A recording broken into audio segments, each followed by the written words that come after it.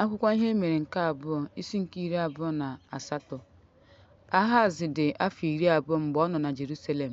O meghịkwa ihe nna ya, ma ọ gbasoro ụzọ olulu mmiri n'ihu Jehova dịka Devid si chụpụ Beliam. Ọ kwakwara iwe n'ebe Izrel nọ ma wuo ihe oyiyi agbaziri agbazi na ndagwurugwu Ben Hinomu ma gbaa ụmụ ya ọkụ, dịka ihe arụ nke ndị mba ọzọ si dị, bụ ndị Jehova chụpụrụ n'ihu ihe nsure ọkụ na-esi isi ụtọ, ọbụna n'ime obodo ndị dịpụrụ adịpụ nke Izrel. Ọ chụrụ àjà, ya mere Jehova bụ Chineke mere ya ebe dị n'ugwu na n'okpuru akwụkwọ ndụ, nyere ya aka eze ndị Siria bụ ndị meriri ya. Ma lee ka ọtụtụ a dọtara n'agha wee kpọbata ha n'aka eze Izrel, bụ Damaskọs. A napụtakwara ya n'ogbugbu dị ukwuu. Peka nwa Remalaya gburu ndị Juda niile dị ike n'otu ụbọchị, 6,000 n'ime ha, n'ihi na ha hapụrụ Onyenwe anyị Chineke nke ndị nna ha. Ziknọn nwa eze dị ike. Azrikam onyeisi nwoke Ifrem gburu Masaya ụlọ ahụ. Elkana onye nke abụọ nke eze ụmụ Izrel wee dọọrọ 1,000 ụmụnne ha abụọ n'agha.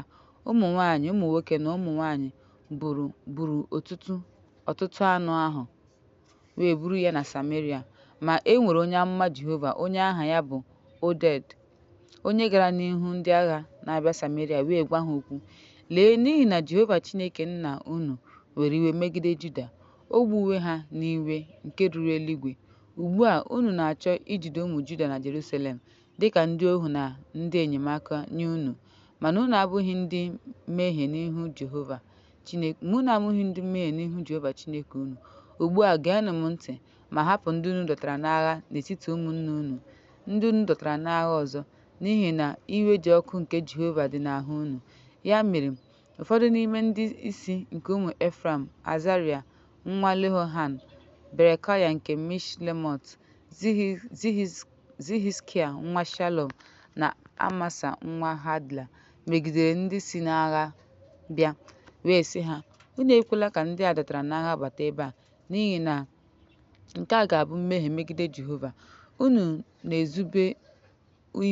na-ezube ime ka mmehie anyị na njehie anyị bawanye. Ọ bụ ezie na njehie anyị dị ukwuu, iwe dị ọkụ nke Chineke dịkwa megide Izrel. Ndị agha ahụ wee hapụ ndị a dọọrọ n'agha ma gbupụ ọnụ mmiri n'ihu ndị isi n'obodo ahụ dum.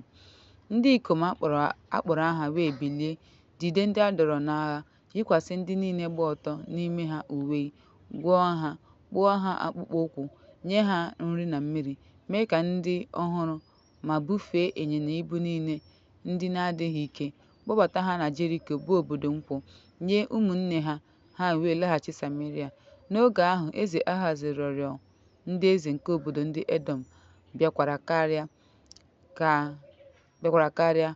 Ha gburu ruo asaa iji nyere ha aka, n'ihi na da ma dọrọ ndị a dọrọ n'agha. Ndị Filistia meririkwara mpaghara ala na ndịda Gedorat na Soko, tinyere Juda ha, wee jide Bet-Shemesh, Alion obodo nta, Timna na obodo nta ya, na Gimzo na obodo nta ya, wee biri n'ebe ahụ n'ihi Ahaz eze Izrel. N'ihi na Jehova wedara onye bụrụ abụ n'ahụ Juda ma mebie iwu Jehova nke ukwuu. Tilgat so ya wee nye ya nsogbu ma ghara ime ka ọ dị ike. Ahaz wee were akụkụ nke ụlọ Jehova, nke ụlọ ndị eze na ndị isi, wee nye ya eze Asiria, ma ọ baghị uru eze ahụ. N'oge mkpagbu ya, o mere mmehie ndị ọzọ megide ya, n'ihi na ọ bụ Jehova. Nke a bụ eze Ahaz. Ha chụụrụ chi Damaskọs àjà, bụ ndị na-emekpa ha ahụ, wee sị, n'ihi na chi nke ndị eze Siria nyere ha aka, ha ga-achụkwara m àjà. Ha bụ mbibi ya na nke ihe niile. Mgbe ahụ Ahaz kpọkọtara Izrel. Mgbe ahụ ihe dị n'ụlọ Chineke gbawara obodo ahụ, ihe dị n'ụlọ Chineke, mechie ọnụ ụzọ ụlọ Jehova, meekwa ebe ịchụ àjà n'akụkụ niile nke Jerusalem na obodo Juda niile. E kere ebe a ga-esi na-esuri ọkụ ihe nsuri ọkụ nye ma kpasuo chi ndị ọzọ iwe. Jehova bụ Chineke nke nna nna ya. Banyere ihe ndị ọzọ o mere n'ụzọ ya niile, site na mbụ ruo na nke ikpeazụ, lee, e dere ha n'akwụkwọ nke eze Juda na Izrel. Ehaz wee soro nna nna ya dina, ha wee lie ya n'obodo Jerusalem, ma ha ebugaghị ya n'ili ndị eze Izrel.